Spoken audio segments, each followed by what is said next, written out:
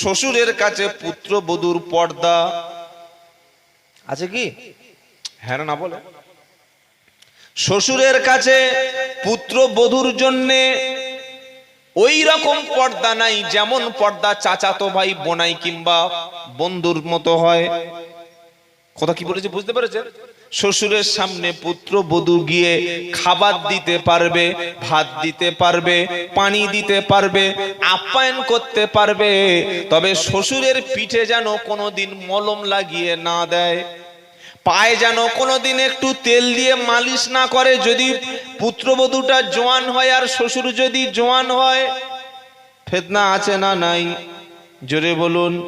ইব্রাহিম নবী যখন সালাম দিল তখন ভিতর থেকে ওয়ালাইকুমুস সালাম বলে ইসমাইলের স্ত্রী প্রথমে জবাব দিল। তখন ইব্রাহিম নবী বলল, মা সংসারের অবস্থা কেমন? কেমন যাচ্ছে তোমাদের সংসার? কেমন চলছে তোমাদের নব দাম্পত্য জীবন? ইসমাইল আলাইহিস সালামের স্ত্রী বললেন, কে আপনি? আপনার পরিচয়টা কি? তখন বলল, পরিচয় হলো আমি ইসমাইলের বাবা। বলুন সুবহানাল্লাহ। ইব্রাহিম নবী বলল, মা আগে বলো তোমাদের সংসার কেমন চলছে? ঠিক মতো খাওয়া হচ্ছে কিনা? ঠিক মতো তোমাদের অভাব দূর হয়েছে কিনা? সংসারে সুখ শান্তি আছে কিনা? এটা আগে শুনতে চাই। ইসমাইলের স্ত্রী ইব্রাহিম আলাইহিস সালামের পুত্রবধূ বলল, উত্তর দিল, সংসারও মোটেই ভালো চলছে না। বিয়ে করার পরে কিন্তু সংসারে কোনো শান্তি নাই, ভালো বরকত নাই, সংসারের অবস্থা ভালো না। এটা যখন বলল, আল্লাহর নাফরমানি শুরু করে দিল। ইব্রাহিম নবী বলল, মা ইসমাইল আসলে বলে দেবে যে তোমার আব্বা এসেছিল, বৃদ্ধ ইব্রাহিম এসেছিল, তিনি বলে গেছে ঘরের দরজার চৌকাঠটা পাল্টে দিতে। আপনারা এখন এখানে সব বসে আছেন তো? যে কোনো বাড়ির মেয়েদের, আপনাদের কথা বলছি না, বললে আমার একটু সমস্যা আছে, আমাদের কথা বলি। খালি স্বামী বাড়ি নেই আর জিজ্ঞাসা করবেন বাড়ির মেয়েদের, ও হারুনের মা, হারুনের মা, তবে হারুনের আব্বা টাকা পয়সা দেয়, সংসার ভালো চলে, ভালো সুখে আছো? কি যে বলবে আপনার নামে, আহা হা, শুনতে পারবেন না। একদম এত হাজার হাজার গীবত আর নিন্দা আপনার নামে করবে। ওই স্ত্রী যার জন্য আপনি সারা দিন মাঠে পড়ে আছেন, সারা দিন পরিশ্রম করছেন, সারা দিন উপার্জন করছেন, এই স্ত্রী আপনার পিছনে আমার পিছনে সংসারের স্বামীর পিছনে নিন্দা মন্দা কিচ্ছু দেখে না, খাওয়ায় না, ভালোবাসে না। মোটামুটি এগুলো বলার পক্ষে মেয়েরা টুকটাক, এরকম সংখ্যা আছে না নাই? নেই স্বামীর পিছনে নিন্দা করা? কি গো? ইব্রাহিম নবী বলল, বলবে তোমার ইসমাইল আসলে বলে দেবে দরজার চৌকাঠটা পাল্টে ফেলতে। বাড়ি আসলো, ঘটনা বলে দিল। এবার বলে যে বলবে দরজার চৌকাঠটা পাল্টে দিয়ে একটা বৃদ্ধ এসে বলে গেছে। ইসমাইল নবী বুঝতে পেরেছেন বৃদ্ধ কেউ নয়, তিনি আমার আব্বা। বললেন, শোনো, যিনি এসেছিলেন তিনি ইব্রাহিম। তুমি এমন কি কথা বলেছো যে কথার কারণে আমার আব্বা কষ্ট পেয়েছে? না বললে আমি বলেছি সংসার ভালো চলছে না, সংসারে তেমন বরকত নাই, এই ভালো খাওয়া টাওয়া হয় না, ভালো আমার হাত খরচ নেই, এই কথাটা বলেছি। তিনি বললেন যে দরজার চৌকাঠ, আপনারা বোঝেন দরজার যে ওইটা পাল্টে দিতে। তখন ইসমাইল আলাইহিস সালাম তাকে তালাকের ব্যবস্থা করে তাকে বাড়ির বাড়িতে বাবার বাড়ি পাঠিয়ে দিলেন। আর একটা সেকেন্ড ম্যারেজ যখন হলো, দ্বিতীয় বিয়ে যখন করলেন, আবার কিছুদিন পরে ইব্রাহিম আলাইহিস সালাম এসে বললেন, আমি ইব্রাহিম, আমি ইসমাইলের বাবা, আমি তোমার শ্বশুর। দরজার বাইরে থেকে সালাম দিয়ে বললেন, কেমন আছো মা? বলল, আলহামদুলিল্লাহ, আল্লাহ অনেক সুখে রেখেছে, অনেক ভালো রেখেছে। তখন বলে গেলেন, শোনো, আমি অন্য একদিন আসব, তবে আমার ছেলে ইসমাইল আসলে তুমি বলে দিও যে যেন দরজার চৌকাঠটা ভালো করে সুন্দর করে এটাকে যত্ন করে। একবার জোরে বলুন সুবহানাল্লাহ। কথার জন্য সংসার টিকে গেল, আর কথার জন্য একটা সংসার ভেঙে গেল। তাই আমাদের মায়েদের প্রত্যেকের অনুরোধ করছি, আপনার সংসারে যত কষ্ট হোক, যত দুঃখ হোক, যত গরিবী হালত হোক, কোনোদিন কোনো নারীর সঙ্গে, কোনোদিন কোনো পর পুরুষের সাথে, কোনোদিন বাপের বাড়িতে, কোনোদিন বোনের বাড়িতে ফোন করে, কোনোদিন আত্মীয় স্বজনের কাছে ফোন করে, আমার সংসারে খাবার নেই, আমার স্বামী ঠিক মতো দেখে না, আমার ঠিক মতো পয়সা দেয় না, চিকিৎসা করায় না, আমাকে অত্যাচার অত্যাচার করে, এই কথাগুলি যেন বলো না। স্বামীকে বুঝিয়ে বলো, স্বামীর হেদায়েতের ব্যাপারে দোয়া করো। স্বামী যদি জালিমও হয়, মাতালও যদি হয়, সুদখোরও যদি হয়, জুলুমও যদি করে, তুমি রাতের বেলা কেঁদে আল্লাহর কাছে সেজদায় হাত তুলে বলো, রব্বুল আলামিন, মাওলাই করিম, আমার সংসারটা বড্ড দুঃখে আছে, আমি বড্ড কষ্টে আছি, আল্লাহ আমার সংসারে বরকত নাই, তুমি আমার বরকতের ব্যবস্থা করে দাও, তুমি আমার সুন্দর একটা জীবন যাপন দান করো। এরকম যদি কোনো মহিলা বলে আর একটা সুন্দর দোয়া আছে এটা যদি করে, আল্লাহ তাআলা তাদের সংসারে বরকত দান করবেন। দোয়াটা শিখিয়ে দেব।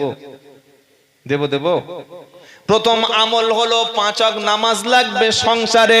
যে সংসারে নামাজ নাই, স্ত্রী নামাজ পড়ে না, স্বামী নামাজ পড়ে না, বাড়ির মধ্যে নামাজ নাই, যত বড় পীর সাহেব আছে ডেকে আনুন, যত মুফতি সাহেব আছে সামনে বসিয়ে দিন, যত বড় হুজুর আছে সবগুলোকে ওই ঘরের মধ্যে বসিয়ে দিন। পীর সাহেবরা তাবিজ লিখবে, হুজুররা দোয়া করবে, ইমাম সাহেবরা খতম পড়বে, মাওলানারা ঘরের মধ্যে শুধু ঝাড়ফুঁক করে যাবে। সেই বাড়িতে নামাজ থাকবে না, কোরআন তেলাওয়াত থাকবে না, থাকবে গান বাজনা। এই বাড়িতে কখনো রহমত হবে? জোরে বলেন। হতে পারে না। আমাদের ঘরে সব আছে কিন্তু নামাজ নাই। ঘরের মধ্যে রহমত আর বরকত এ দুটি যদি আনতে চাই, প্রথমে ওযু করে আল্লাহর সামনে দাঁড়াতে হবে। প্রত্যেকটা মা, প্রত্যেকটা বোন নিজে নামাজ পড়বে, বাচ্চাকে নামাজের জন্য তাগিদ দেবে, স্বামীকে নামাজের জন্য বলবে। স্বামী যদি জালিম হয়, স্বামী যদি অত্যাচারী হয়, এমনও স্ত্রী পৃথিবীতে আছে যে স্ত্রী স্বামী অত্যাচারী, জালিম, এই জালিমের ঘরে সংসার করার পরেও আল্লাহর উপরে ঈমান থেকে এক চুল দূরে সরে যায় নাই। ওই স্ত্রীর নাম হলো ফেরাউনের স্ত্রী আসিয়া। এখন তো সংসারে কষ্ট বলতে, অভাব বলতে কিছু নাই, সবকিছু ফ্রিতে মেয়েরা এখন বসে বসে পাচ্ছে। এখন সংসারে সেই আগের মতো কষ্ট নাই, এত সুখ, এত শান্তি। ঘরে আগে রান্না করতে হতো, এখন গ্যাস। আগে চাল ঢেঁকি ভাঙাতে হতো, এখন চাল ঘরে দিয়ে যাচ্ছে। কি হচ্ছে, কি হয় না, কোনো কষ্ট নাই, এত শান্তি, এত সুখ। এর পরেও মহিলারা নামাজ পড়তে চায় না, রোজা দিন পূর্ণ ছেড়ে দিয়ে খালি নামাজটাই পড়ে না। আর আপনারা প্রত্যেকে জানেন, সেই যুগের শ্রেষ্ঠ একজন, নিজেকে খোদা বলে দাবি করা একজন জালিম অটোক্রেসি শাসক, যাকে বলা হতো মিশরের ফেরাও, মিস্টার ফেরাউন। এত বিশাল দাম্ভিক, হাজার হাজার শিশুকে সে হত্যা করেছে।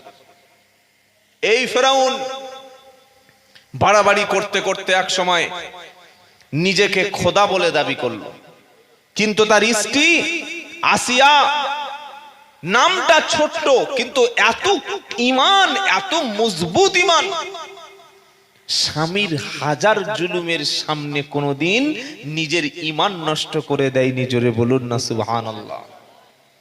আর আমাদের মেয়েরা, ফ্যানটা একটু হালকা আমার দিকে দেওয়া যাবে না? আমাদের বাড়ির মেয়েরা একটু অজুহাত দিলে সঙ্গে সঙ্গে নামাজ কাজা করে।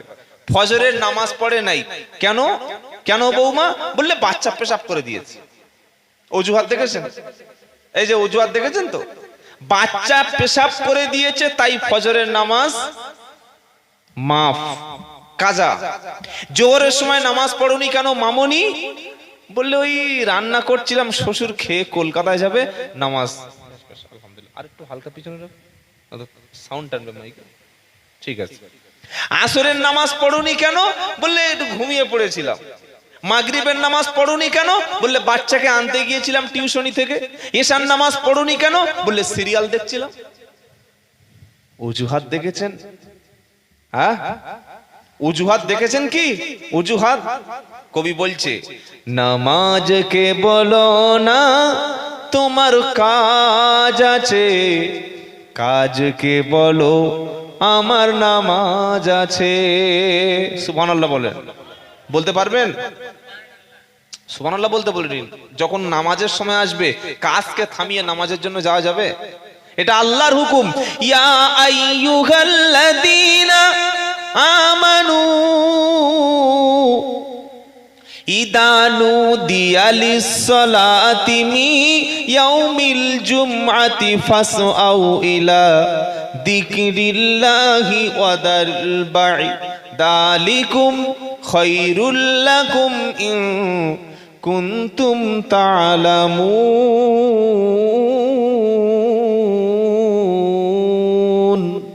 আল্লাহু আকবার। সূরা জুমা 28 নম্বর পারা 13 নম্বর পৃষ্ঠা 4 নম্বর লাইনের 10 নম্বর আয়াত সূরা জুমা। ইয়া আইয়ুহাল্লাযীনা আমানু, ও ঈমানদারেরা যারা ঈমান এনেছো, ইদা যখন, নুদিয়া লিসসালাতি যখন তোমাকে নামাজের জন্য ডাকা হবে। কোন নামাজ? মি ইয়াউমিল জুমআতি, জুমার নামাজের জন্য যখন তোমাকে আজান দিয়ে আমার দিকে ডাকা হবে। ফাসআউ ছুটে এসো, দৌড়ে এসো, দ্রুত এসো। ইলা যিকরিল্লাহ, আমার জিকিরের দিকে। এখানে জিকিরের অর্থ করেছেন মুফাসসিরিন কেরাম নামাজ। আল্লাহ বলছেন নামাজের জন্য যখন ডাকা হবে চলে এসো। আর তুমি অজুহাত দেখাচ্ছ। যারা কবরে শুয়ে আছে ওদেরও কিন্তু অজুহাত ছিল। তারা বলতো ভাই সামনের জুমা থেকে নামাজ পড়বো, আগামী বছর থেকে মদ ছেড়ে দেব, ভালো হয়ে যাব, ফিরে আসব। তারা আজকের কবরে চলে গেছে, তারা সুযোগ খুঁজছিল কিভাবে নামাজ পড়বো না।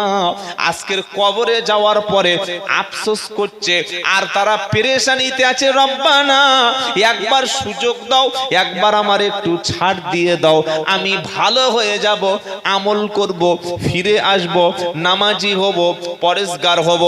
একবার ঈমান ছাড়া, নামাজ ছাড়া কবরে যদি কেউ চলে যায়, ও যে ফিরে আসবে, কারেকশন করবে, নিজের আমলটা ইসলাহ করে নেবে, অমন সুযোগ কখনো আর হবে না। তাই সুযোগ আসার আগে এখনো সময় আছে। মসজিদের দরজা খোলা আছে, মসজিদের সামনে ওজুর পানি আছে, যোগ্য ইমাম মসজিদে আছে, অসংখ্য আলেম পাড়ায় আছে। যে কোনো ভাবে কুরআনুল কারীমটা তুমি শিখে নাও, ওযু করে পবিত্র হয়ে আল্লাহর সামনে তুমি দাঁড়িয়ে যাও। কিয়ামতের দিন সেদিন তোমার কি হবে?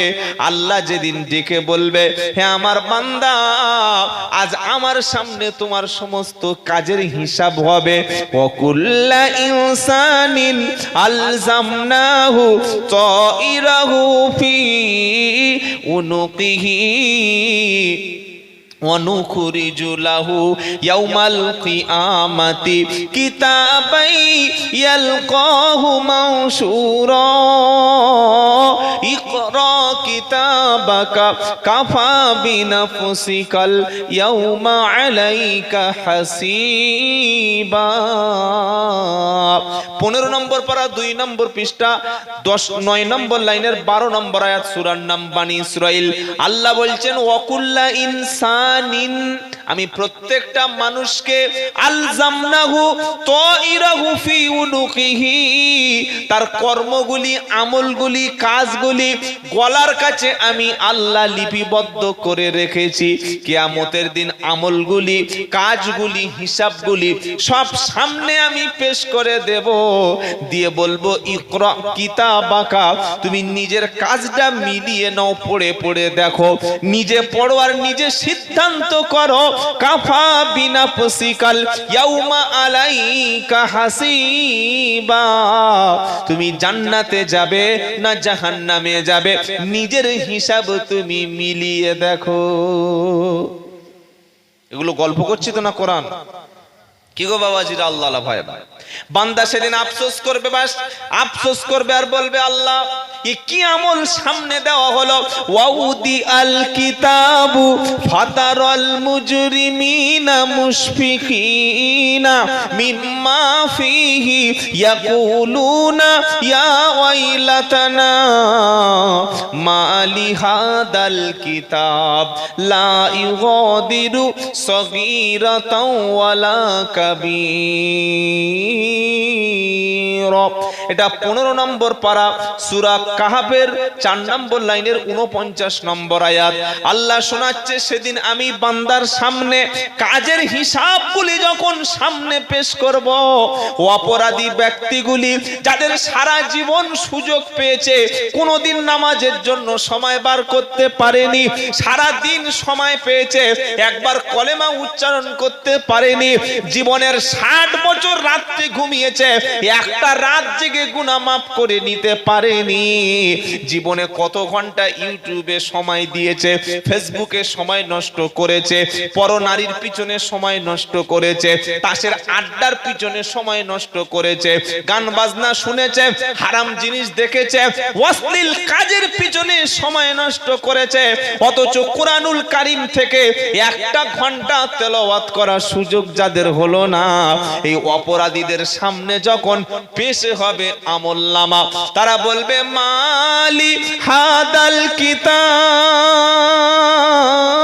এই কি আশ্চর্য, কি একটা ধরনের কিতাব, কি ধরনের আমল সামনে দেয়া হলো, কি ধরনের খাতা সামনে ফেলা হলো, লা ইগাদিরু সাগীরাতাও ওয়ালা কাবীরা, ছোট গোনা বড় গোনা একটাও বাদ গেল না, যা কিছু করেছি সব কিছু সামনে পেশ করা হলো। আল্লাহ বলবে, বান্দা দেখো তুমি করেছো কিনা। সেদিন হাত সাক্ষী দেবে আর বলবে, আল ইয়াউমা নাকতিমু আলা আফওয়াহিহিম ওয়া তুকাল্লিমুনা আইদিহিম ওয়া তাশহাদু আরজুলুহুম বিমা কানু। বলুন, পড়েন নাই সূরা ইয়াসিন গো? আহা হা, মুসলমানের ছেলে সূরা ইয়াসিন আমরা শিখতে পারে নাই। পারা নম্বর 23, পৃষ্ঠা নম্বর 3, লাইন নাম্বার 9, আয়াত নাম্বার 59, সূরার নাম সূরা ইয়াসিন। কোরআন শুনিয়ে দিচ্ছে, শোনো। সেদিন অপরাধীরা বলবে, কি আশ্চর্য হিসাব সামনে দেয়া হলো, ছোট গোনা বড় গোনা একটাও বাদ গেল না। আল্লাহ বলবে, দেখো, আল ইয়াউমা নাখতিমু আলা আফওয়াহিহিম ওয়া তুকাল্লিমুনা আইদিহিম ওয়া তাশহাদু আরজুলুহুম বিমা কানু ইয়াকসিবুন। সেদিন আমি জবানকে আমি কথা বন্ধ করার মতো ক্ষমতা করে দেব। আচ্ছা, আমরা যে কথা বলি, যে শব্দটা উচ্চারণ হয়, এটা আমাদের ইচ্ছা হয় না, আল্লাহর ইচ্ছা হয়? শুধু দুটো ঠোঁট নড়ছে আর জিহ্বা নড়ছে, শব্দ তৈরি করছেন কে? আল্লাহু আকবার। আল্লাহ ইচ্ছা করলে আমার স্পিকিং পাওয়ার, কথা বলার ক্ষমতা, কথা বলার শক্তি কেড়ে নিতে পারেন না পারেন না? আচ্ছা, দেখেছেন মানুষ অনেক সময় দেখবেন ওই মৃত্যুর আগে 10 দিন 12 দিন বিছানায় পড়ে আছে, তখন জামাই এসে বলছে, ও আব্বা আব্বা, তখন কাঁদজার বলছে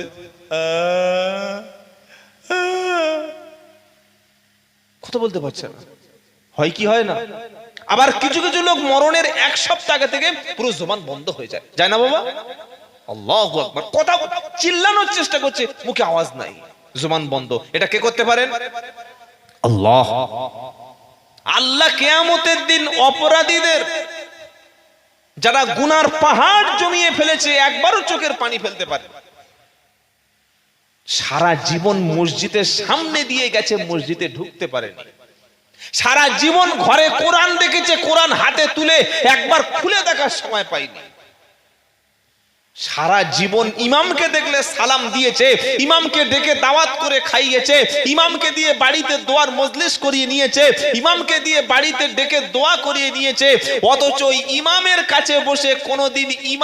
কাছে বসে কোনোদিন কোরআন শেখার ব্যবস্থা পর্যন্ত করেনি।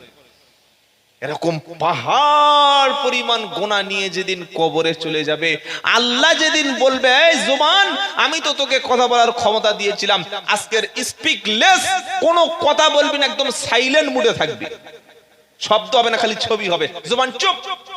আল ইয়াউমা নাখতিমু আলা আফওয়াহিহিম, সেদিন জবানগুলিকে আমি আল্লাহ মুখে তালা মেরে দেব, মোহর মেরে দেব। সেদিন সাক্ষী দেবে কে? ওয়া তুকাল্লিমুনা আইদিহিম, সেদিন হাত সাক্ষী দেবে। আচ্ছা, হাত সাক্ষী দিতে পারে কোনোদিন? কি মনে হয়? কিভাবে হাত সাক্ষী দেবে? আপনার ব্যাংকে কত টাকা আছে জানার জন্য খালি একটা ফিঙ্গারপ্রিন্ট, কি ঠিক বলছি না ভুল বলছি, কথা বুঝতে পারছেন না? ব্যাংকে 2,23,750 টাকা আছে, তার মধ্যে 3,000 টাকা ইন্টারেস্ট আছে।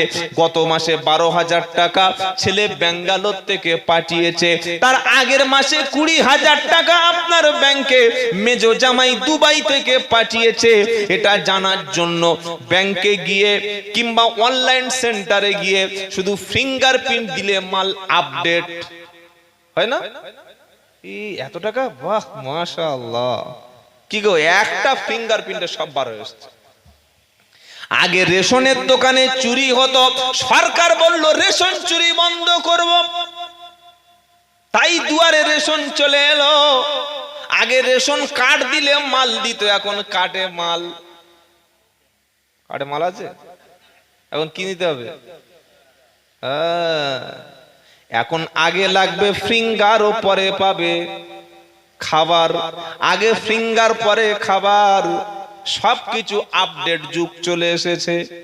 ফিঙ্গারপ্রিন্ট দিল বললে এবারে তোমার 12 কেজি চাল, 3 কেজি গম, আর সাথে ওই জগন্নাথের লাড্ডু। খেয়েছেন? খাননি? দেয়নি এখনো? আমাদের দিকে খাওয়া হয়ে গেছে, আপনার পাননি তো, পিছিয়ে পড়েছেন আপনারা। সরকারের আর খেয়ে দে কাজ নাই, জগন্নাথের লাড্ডু খাওয়াতে হবে। ইস, মুসলমান ওটাকে খাচ্ছে আর বলছে খাবার ফেলে দেবো, খেয়ে নি। তো মাজারের সামনে যে ছাগলগুলো বাঁধা আছে ওগুলো জবাই করে খাও। কি গো, আল্লাহ ছাড়া পৃথিবীর যে কোনো ব্যক্তি, যে কোনো পীর, যে কোনো হুজুর, যে কোনো মানে আল্লাহর ছাড়া গায়রুল্লাহ, যে কোনো ঈশ্বর, যে কোনো মাবুদের নামে উৎসর্গ করা, তার নামে দেওয়া ওই খাবারটা ঈমানদারের জন্য খাওয়া হারাম। কথা কি বললাম বুঝতে পারলাম না? আল্লাহ ছাড়া কোনো পীরের নামে মান্যত করলে, এমনকি আপনি যদি আপনার আব্বার নামেও মানত করেন, হুজুরের নামে মানত করেন, উমুকের নামে মান্যত করেন, ওই খাবারটা খাওয়া চলবে না। আল্লাহর নামে প্রথমে আপনাকে উৎসর্গ করতে হবে। আমি বলছি না যে কেউ খাবেন না, আমার হিন্দু ভাইরা যারা আছেন তারা আমাদের ভাই, তারা আমাদের নাগরিক, তারা আমাদের বন্ধু, তারা তাদের এই প্রসাদটাকে বরকত মনে করে বা এর মধ্যে উপকার আছে বলে তারা খাবে, আমরা বাধা দেবো কেন? এই বিষয়ে আমরা নো কমেন্টস, এই বিষয়ে আমরা কোনো ইন্টারফেয়ার করতে চাই না। কিন্তু একজন মুসলমান হিসাবে, ইমানদার হিসাবে আপনি রেশন থেকে এনে খাবেন আর বলবেন মারাত্মক খাবার, তো আপনার ইমান নষ্টই হয়ে যাবে। যেটা হারাম সেটা সর্ব অবস্থায় হারাম, কথা মনে থাকবে ইনশাআল্লাহ। আপনার প্রয়োজনের হলে আপনি হলদিরামের লাড্ডু কিনে খান, দামি মালটা খান, কোনো অসুবিধা নাই। তাহলে শোনাচ্ছিলাম ফিঙ্গারপ্রিন্ট দিলে ব্যাংকের টাকাও পাওয়া যায়, রেশনের খাবারও, যদি বলেন মেলে। আল্লাহ সেদিন বলবে আল ইয়াউমা নাখতিমু আলা আফওয়াহিহিম ওয়া তুকাল্লিমুনা আইদিহিম ওয়া তাশহাদু আরজুলুহুম বিমা কানু ইয়াকসিবুন। জবান সেদিন বন্ধ হবে, হাত সেদিন আওয়াজ করবে, হাত সেদিন খুলে যাবে, হাত বলবে রব্বানা। এরকম বড় বড় বাংলা খেলো, বিয়ার খেলো, রাম খেলো মুসলমান, মাঝে মাঝে হাত দিয়ে তাস খেলেছে, মাঝে মাঝে হাত দিয়ে অপর নারীর স্পর্শ করেছে, মাঝে মাঝে হাত দিয়ে সুদের মাল খেয়েছে, মাঝে মাঝে হাত দিয়ে বোম নিয়ে নিজের জাতের ঘাড়ে মেরেছে।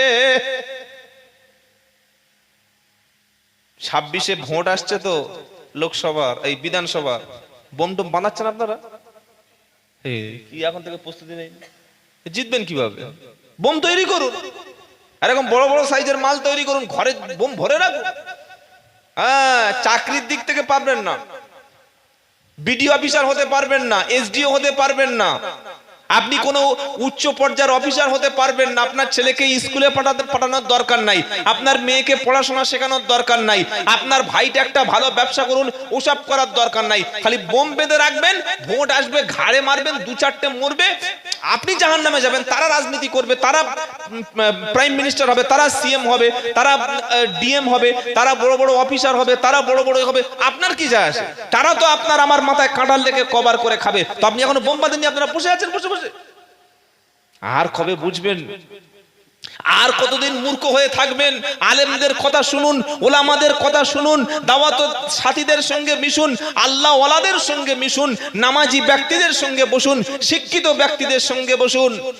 চোখটা খুলে দেখো, আমি আব্দুল্লাহ জুবায়ের বলছি, যাদের জন্য বোম বাঁধলাম, যাদের জন্য বন্দুক চালালাম, যাদের জন্য ভাই ভাই ঝগড়া করলাম, যাদের জন্য হিন্দু মুসলমান মারপিট করলাম, যাদের জন্য একটা গ্রামে দুটো তিনটে ভাগ হলো, যাদের জন্য দুটো মসজিদ গ্রামে করতে হলো, যাদের জন্য ভাই ভাই কথা বন্ধ হলো, ওই নেতার ছেলেগুলি কেউ ইউরোপে পড়ে, কেউ আমেরিকায় পড়ে, কেউ ব্রিটেনে পড়ে, কেউ রাশিয়ায় পড়ে, কেউ ফ্রান্সে পড়ে। ওই নেতার ছেলেগুলো পড়ে এলএলবি পড়ে ডক্টরেট করে, কেউ বড় বড় ডিগ্রি ধারণ করে বিশ্ববিখ্যাত মানের চাকরিগুলি তারা ভারত এবং বিদেশে বসে বসে করবে।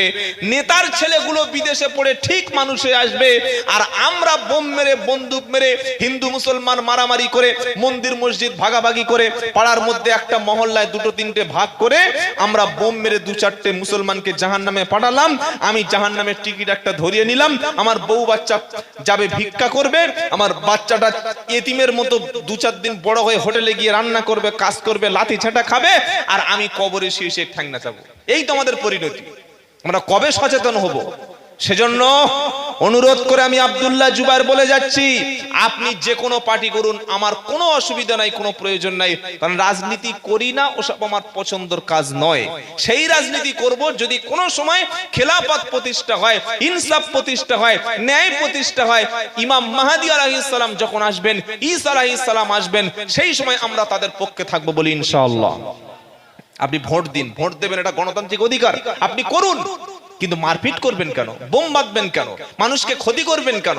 পাশে একটা মন্দির আছে, সেখানে গিয়ে আপনি গরুর মাংস ফেলে আসছেন, পাশে একটা মসজিদ আসছে, পাশে শুকরের মাংস ফেলে আসছেন, পাশে একটা মন্দির আছে আল্লাহু আকবার বলে সেখানে যাচ্ছেন, পাশে একটা ওই মন্দির আছে সেখানে আল্লাহু আকবার, মসজিদের সামনে জয় ইসলাম। এগুলো আমরা কেন করবো? কেন করবো আমরা এগুলো? কি স্বার্থ আমাদের আছে? আমরা পরিশ্রম করব, নামাজ পড়বো, লেখাপড়া শিখবো, ঘুমাবো, খাবো, ব্যাস। এগুলো শুনে আপনাদের কষ্ট হচ্ছে নাকি? আপনাদের না হলে কি হবে? যারা আপনাদের বা আমাদের মাথার উপরে কাঁটাল লেগে খায়, তাদের কিন্তু খুব ফাটছে। বলছি এরকম একটা বক্তাকে এই দাওয়াত করলে এইসব রাজনীতির কথা বলছে। না ভাই, আমি রাজনীতি বিরোধী লোক নই, কিন্তু আমার মানুষ মরছে। বলুন ছোট্ট তামান্নার কি অপরাধটা ছিল কালীগঞ্জে? বলুন, বলুন, আপনি আমাকে উত্তর দিন। 9 বছরের ছোট্ট তামান্না, যাকে বোমের আঘাতে হত্যা করা হলো, ওর কি অপরাধটা ছিল? সে কোন দল করতো, কোন পার্টি করতো, কেন তাকে মরতে হলো? আপনি জানতে চাইবেন না? এই কেশপুর এলাকা, তারপরে আপনার পাশে রয়েছে আপনার ঘাটাল এলাকা, গড়বেতা এলাকা, মেদিনীপুর এলাকাগুলি, আমাদের 24 পরগনা ক্যানিং, বাসন্তী, ভাঙড় এলাকা। ভোটের সময় এত ব্যাপক পরিমাণে সন্ত্রাস কাজ হয়, এত ব্যাপক পরিমাণে হিংসা হয়, টিভি খুললে শুধু খালি মানুষ মরছে। মরে কি মরে না? এই সারা জীবন করে যাবেন? ফিরে আসবেন না আল্লাহর দিকে? আপনার ভাইকে আপনি ভালোবাসবেন না? আপনার প্রতিবেশী বিপদে পড়েছে, রাত 12টার সময় মমতা ব্যানার্জি আসবে না, মোদী বাবু ছুটে আসবে না, কংগ্রেস ছুটে আসবে না, সিপিএম এর সূর্যকান্ত মিশ্র, মোহাম্মদ সেলিম ছুটে আসবে না। আপনার বাড়ির পাশে যে হিন্দু, যে মুসলমান, যে প্রতিবেশী, অন্য দলের লোক হলেও, অন্য ধর্মের লোক হলেও, সেই আপনার রাত 12টার সময় বাড়িতে এসে আপনি চিল্লালে সে আসবে কি আসবে না? শত্রু হলেও অন্তত থানায় ফোন করবে, অ্যাম্বুলেন্সের কাছে ফোন করবে যে পাশে একটা প্রতিবেশী, আমি তাকে উপকার না করতে পারি, ক্ষতি করব না, এটা প্রতিবেশী হিসাবে পাশে দাঁড়াবে। তাই হাত দুটো ধরে বলে যাচ্ছি, রাজনীতি করুন, ভোট করুন, আপনি নির্বাচন করুন, দেয়াল লিখুন, পোস্টার ছাপান, কিন্তু প্রতিবেশীর সঙ্গে কোনো ঝামেলা করবেন না। সকলে ইনশাআল্লাহ বলুন তো এক বাক্যে ইনশাআল্লাহ। আমরা সকলে ভাই ভাই। আমরা কি? যদি বলেন ইন্নামাল মুমিনুনা ইখওয়া, পারা নাম্বার 26, সূরার নাম হুজুরাত, আয়াত নম্বর 10, লাইন নাম্বার 10। আল্লাহ বলছে, এ বিশ্বের মানুষ শোনো, ইন্নামাল মুমিনুনা ইখওয়া, যারা ঈমান এনেছো, লা ইলাহা ইল্লাল্লাহ বলেছো, তুমি তাবলীগ করো, তুমি দাওবন্দি করো, তুমি বেরিলি, তুমি ফুরফুরা, তুমি পীরের মুরিদ, তুমি আজান গাছি, তুমি বেরিলি, তুমি আহলে হাদিস, তুমি হানাফি, শাফি, মালিকি, হাম্বলি, যাই করো না কেন, লা ইলাহা ইল্লাল্লাহ বলেছো, তোমরা হলে সকলে ঈমানের ভাই। জোরে বলুন। সে যখন তোমার ইমানের ভাই, সে যখন তোমার কলেমার ভাই, তার রক্ত যেমন তোমার জন্য হারাম, তার জীবনটা নষ্ট করা তোমার জন্য হারাম, তার উপরে আঘাত করা, তার সম্পত্তি নষ্ট করা, তার মান সম্মান নষ্ট করা আল্লাহর নবী বিদায় হজের সময় হারাম করে দিয়েছেন। সকলে একসঙ্গে থাকবো, পাড়ার মধ্যে বিভিন্ন দল থাকবে, কেউ সিপিএম তৃণমূল করবে, কেউ কংগ্রেস করবে, বিভিন্ন পার্টি থাকবে, পরিচয়ের জায়গায় থাকবে, কিন্তু নিজেদের মধ্যে মারামারি, অশান্তি, দাঙ্গা হাঙ্গামা, একে অপরের সঙ্গে ঝগড়াঝাটি, এটা কখনো করব না। কারণ ইসলাম কোনোদিন ঝগড়াঝাটি, অশান্তি, মারামারি এসব কাজ পছন্দ করে না। অশান্তি করা হত্যার চাইতে বড় অপরাধ। কোরআন শোনাচ্ছে আল ফিতনাতু আসাদ্দু মিনাল কতল, ফিতনা সৃষ্টি করা, বিশৃঙ্খল করা, উশৃঙ্খল জীবন যাপন করা, শান্তির শৃঙ্খলা নষ্ট করে সন্ত্রস্ত করা, এটা হত্যারও চাইতে কঠিন অপরাধ। আবার কোরআন বলছে পারা নম্বর 6 আয়াত নম্বর 32 লাইন নম্বর 1 সূরার নাম মাইদা, মান কাতালা নাফসান বিগাইরি নাফসিন আও ফাসাদিন ফিল আরদি ফাকান্নামা কাতালান নাস জামিআ। কেউ যদি কোনো একজন নিরপরাধ মানুষকে হত্যা করে, হোক সে হিন্দু হোক মুসলমান, যে কোনো দল যে কোনো বর্ণের হোক না কেন, তুমি যদি একটা নিরীহ মানুষকে হত্যা করো, পৃথিবীর সব মানুষকে হত্যা করার মতো পাপ হবে। ওমান আহিয়াহা ফাকান্নামা আহিয়ান নাস জামিআ। যদি তুমি একটা জীবন বাঁচাতে পারো, একটা মানুষকে যদি তুমি জীবনে বাঁচিয়ে নিতে পারো, তাম পৃথিবীর সব মানুষের বাঁচানোর মতো হবে। সুবহানাল্লাহ বলুন। এজন্য প্রতিবেশীর হক অনেক বড়। আমার পাশের যাদের বাড়ি, তার যদি খাওয়া না হয় আর আমি যদি গলা পর্যন্ত খেয়ে হক হক ঢেকুর তুলতে তুলতে আলহামদুলিল্লাহ বলে তাহাজ্জুদ পড়ে শুয়ে পড়ি, আল্লাহর কাছে আমাকে জবাবদিহি করতে হবে। ও তাহাজ্জুদ পড়নেওয়ালা, ও মুফতি সাহেব, ও পীর সাহেব, ও জামাতের আমির সাহেব, ও হুজুর সাহেব, ও বক্তা সাহেব, তুমি বড় বড় নামাজ পড়তে, জুব্বা পড়তে, দাড়ি ছিল, পাঞ্জাবি ছিল, তোমার প্রতিবেশী ক্ষুধার জ্বালায় ছটপট করেছে, ওই তুমি তো কোনোদিন খবর নাওনি, তুমি কোনোদিন ফিরে তাকাওনি। অনেক শাশুড়ি বউতে ঝগড়া হলে কি কয় জানেন?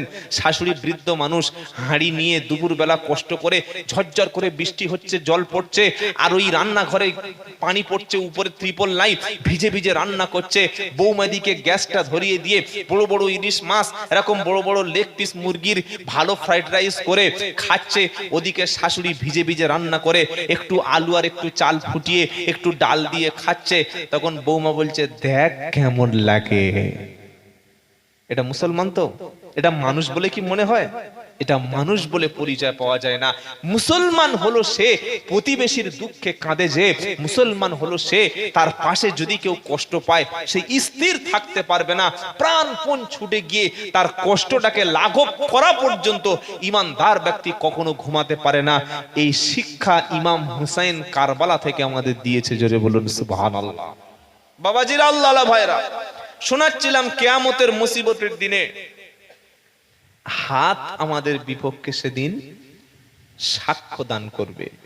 ওয়ারজুলুকুম বিমা কানু ইয়াকসিবুন, আর আমাদের পাগুলি সাক্ষী দেবে। এই যে বাড়ি থেকে আপনারা হেঁটে হেঁটে এই কোরআনের মজলিসে এসেছেন, এই পা কিয়ামতের দিন বলবে, আল্লাহ এই পায়ে জাহান্নামের আগুন লাগতে দিও না, যে পা কোরআনের মজলিসের দিকে হেঁটে গেছে। জোরে বলুন না সুবহানাল্লাহ। যে পা ফজরের সময় ঘুম থেকে উঠে মসজিদের দিকে গেছে, যখন আজান হয়ে গেছে, কি ভাই আজান শুনতে পাই কি পাই না? আসসালাতু খায়রুম মিনান নাওম। কি শ্রেষ্ঠ স্লোগান! সুবহানাল্লাহ। আল্লাহ ডাকছেন তার বান্দাকে। আসসালাতু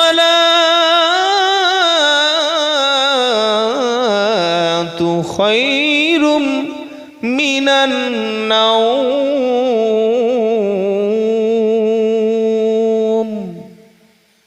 নিশ্চয়ই ঘুমের চাইতে নামাজ অনেক ভালো, অনেক উত্তম।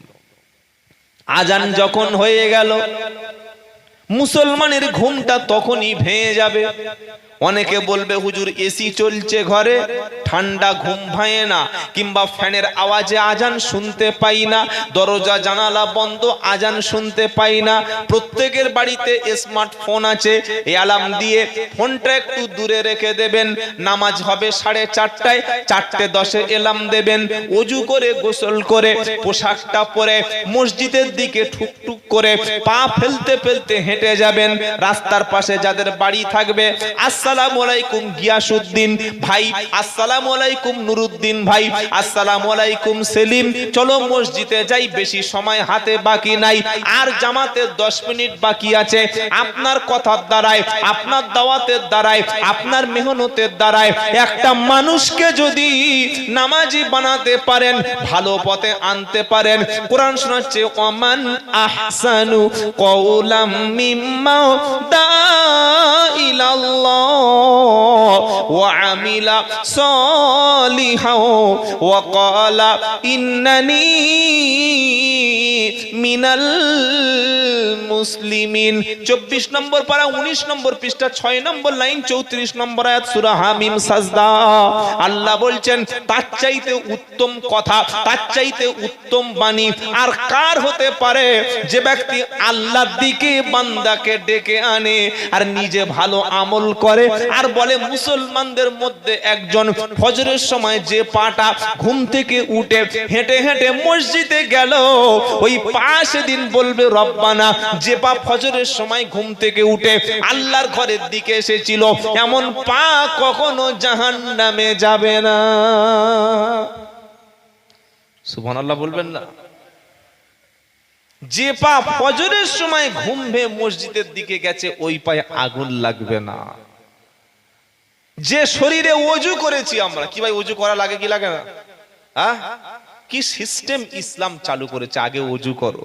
ইয়া আইয়ুহাল্লাযীনা আমানু ইযা কুমতুম ইলাস সালাতি ফাগসিলু উজুহাকুম ওয়া আইদিয়াকুম ইলাল মারাফিকি ওয়ামসাহু বিরুসিকুম ওয়া আরজুলাকুম ইলাল কাবাইন। 6 নম্বর পারা 7 নম্বর পৃষ্ঠায় 1 নম্বর লাইন 6 নম্বর আয়াত সূরা মাইদা। ও বিশ্বাসী ইমানদারেরা, যখন তুমি নামাজের জন্য তৈরি হবে, আগে মুখটা ভালো করে ধুয়ে ফেলো। সুবহানাল্লাহ, মুখ ধুয়ে নাও। আপনি মুখটা ধুয়ে ফেললেন, মুখে পানি দিলেন, নাক ধুয়ে ফেললেন, জীবাণু, জার্ম, ব্যাকটেরিয়া, শরীরের যত জীবাণু ছিল, যা কিছু আপনার মুখের উপরে ছিল, সব ধুয়ে ক্লিন এন্ড নিট, পরিষ্কার পরিচ্ছন্ন হয়ে গেল। আপনার চেহারায় জ্যোতি আসবে, আপনার শরীরও ভালো থাকবে। এবার ওয়াইদিয়াকুম ইলাল মারাফিকি, দুই হাতের কনুই পর্যন্ত খুব সুন্দর করে উত্তম রূপে ধুয়ে নাও। হাতের মধ্যে যত জীবাণু ছিল, যত রোগ ছিল, যা কিছু হাতের দ্বারা যত রকমের পাপ হয়েছিল, রোগ জীবাণু পাপ মুছে একবারে সাফ হয়ে গেল। জোরে বলুন সুবহানাল্লাহ। ওয়ামসাউ বিরুসিকুম, মাথা মাসাহা করে ফেলো। ওয়ারজুলাকুম ইলাল কাবাইন, পায়ের গাঁটের উপর অবধি পর্যন্ত ভালো করে পরিষ্কার পরিচ্ছন্ন হয়ে নিজের অন্তরটা একদম সুন্দর একটা অন্তর হয়ে গেল। সুন্দর পোশাক পরে আল্লাহর ঘরে গিয়ে 2 রাকাত নামাজ পড়ে আল্লাহর কাছে হাত তুলে বলো, রব্বুল আলামিন আমাকে বান্দার মধ্যে শামিল করে নাও। কার মধ্যে? জোরে বলেন।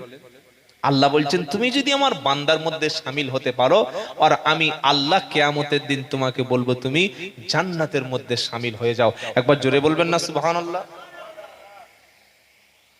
যে বান্দা সারা জীবন ঈমানের সঙ্গে পবিত্র অবস্থায় নামাজের সঙ্গে ছিল, এই বান্দার মরণের সময় আল্লাহ পাক শোনাবে কি জানো? ইয়া আইয়ুতুহান নাফসুল মুতমাইন্নাহ, সুবহানাল্লাহ সুবহানাল্লাহ, ইরজিই ইলা রাব্বিকি রাদিয়াতাম মারদিয়া। আল্লাহু আকবার। এবার আসল কথাটা শোনেন। ফাদখুলি ফি ইবাদি, সুবহানাল্লাহ বলতে ইচ্ছা করে না? ওয়াদখুলি জান্নাতি,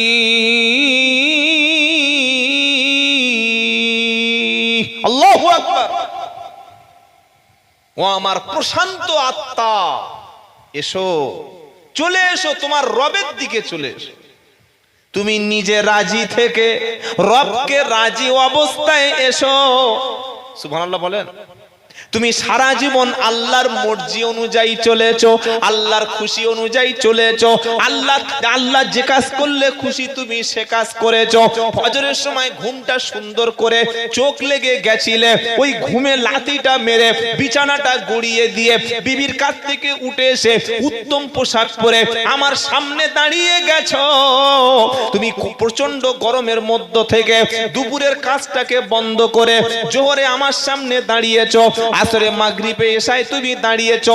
তোমার সামনে মাল ছিল, মদ ছিল, অসংখ্য নারী ছিল। এখন টাকা দিলে তো নারী পাওয়া যায়, আর বিয়ে করার প্রয়োজন নাই। তাই এখন বর্তমানে যুবক প্রত্যেকটা পাড়ায় পাড়ায় দেখবেন 8টা 10টা ছেলে এমন আছে 40-42 বছর হয়ে গেছে, মাল বিয়ে নাই। এখানে এরকম আল্লাহর ওলি নাই, আমাদের 24 পরগনা বারাইপুরে আছে। ওরা আল্লাহর ওলি, ওদের বিয়ে লাগে, কি বুঝলেন? আহা, কারণ 1000 টাকায় মেয়ে পাওয়া যায়, 2000 টাকায় হোটেলে সারা রাত ফুল এনজয় করা যায়, সেখানে 5 লাখ টাকা দিয়ে বিয়ের কি প্রয়োজন আছে?